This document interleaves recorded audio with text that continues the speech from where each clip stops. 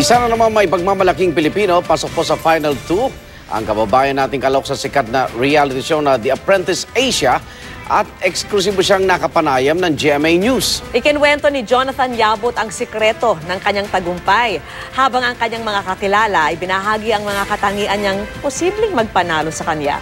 Saksi si Mariz Umali.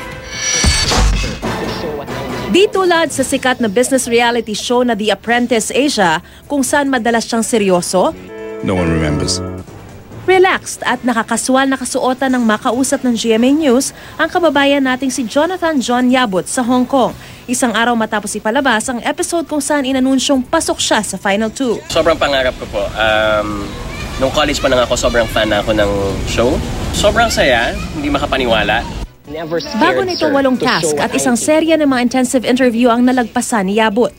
At ng makakalabang Singaporean na si Andrea Lo sa Asian version ng Apprentice.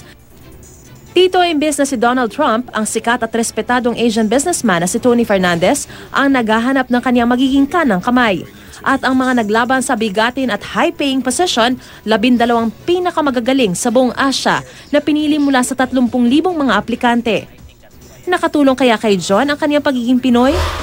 Meron akong isang favorite word sa Tagalog na walang, how do you call this? Wala siyang counterpart sa English at yun ang salitang diskarte. When I say kasi diskarte, kanya-kanyang estilo para mabigyan ng solusyon ng isang problema.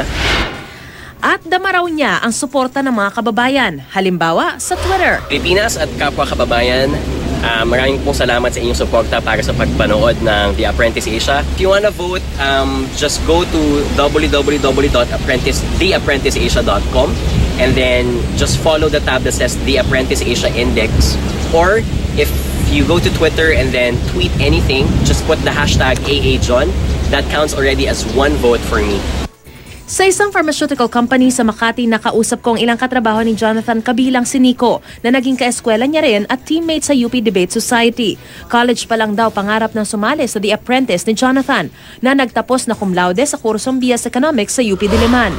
I think he's always prepared for the battle. It's more about the mental preparation na ina-undergo niya. Sabi niya yung pinag-iisipan bawat galaw niya. What if ito yung sabihin? Ano yung sasagot ko? Very dynamic siya. Ang bilis niyang, pag sinabak mo siya sa isang parang case or something, ang bilis niya mag-isip. Bilang senior product manager sa kumpanya, nakagawa ng company record si Jonathan nang gawin niyang top brand ang isang bagong produkto sa loob lang ng 8 buwan. I was always impressed with the energy and the passion that he showed. He's very eloquent. He has a high level of communication skills. Ang kanyang boss na si Melissa Veloso na itinuturing ni Jonathan na humubog sa galing niya sa trabaho, proud na proud ngayon sa apprentice contestant.